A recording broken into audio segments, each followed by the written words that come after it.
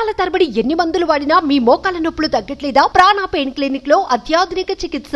తెలంగాణలో ఇందిరమ్మ ఇళ్ల పంపిణీపై ఓ biggest update మన ముందుకు వచ్చింది. వీలైనంత త్వరగా ఇందిరమ్మ ఇళ్లను పంపిణీ చేయాలని రేవంత్ రెడ్డి ప్రభుత్వం భావిస్తున్నట్లు తెలుస్తోంది.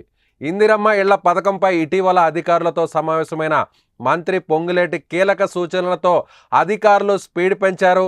అర్హులకు మాత్రమే ఇళ్లు కేటాయించాలని మంత్రి ఆదేశాల మేరకు లబ్ధిదారుల గుర్తింపుపై కసరత్తు చేస్తున్నారు. గత ఏడాది నిర్వహించిన ప్రజాపాలన కార్యక్రమంలో ఇందిరమ్మ ఇళ్ల కోసం భారీగా దరఖాస్తులు వచ్చాయి. 82,82,000 మంది ఇంటి కోసం అర్జీ పెట్టుకున్నారు. వారిలో అర్హులకు మాత్రమే ఇళ్లు ఇచ్చే విధంగా చర్యలు చేపడుతున్నట్లు తెలుస్తోంది.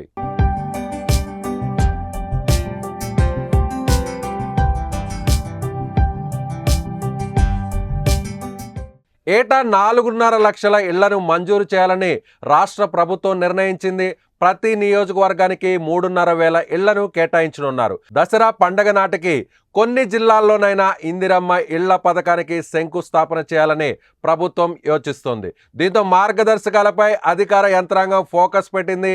ఏపీ, మధ్యప్రదేశ్ రాష్ట్రాల్లో పేదల ఇళ్ల నిర్మాణంలో అనుసరించిన విధి విధానాలను స్టడీ చేయాలని తెలంగాణ సర్కార్ యోచిస్తున్నట్లు సమాచారం.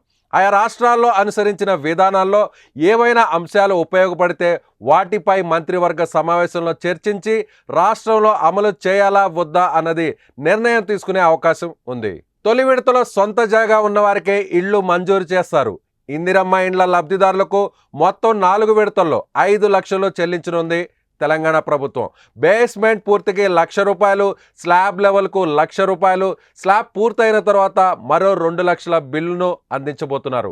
మొత్తం ఇళ్లు పూర్తయిన తర్వాత మిగిలినటువంటి ₹1,00,000 కూడా చెల్లించబోతున్నారు. ఈ సాయాన్ని నేరుగా లబ్ధిదారుల ఖాతాల్లోనే జమ చేయబోతోంది ప్రభుత్వం. ఎలాంటి మధ్యవర్తుల ప్రమేయం ఇక్కడ కనిపించబోదు. ఏదేమైనా తెలంగాణలో పెద్ద పండుగల్లో ఒకటైన దసరా నాటికి కొన్ని జిల్లాల్లోనైనా ఇందిరమ్మ ఇళ్ల పథకానికి శంకుస్థాపన చేయాలని తెలంగాణ ప్రభుత్వం భావిస్తోంది. అయితే దీనికి ఇంకా 3 నెలల సమయం మాత్రమే ఉండడంతో ఇది సాధ్యం అవుతుందా లేదా అనేది చూడాల్సినటువంటి పరిస్థితి.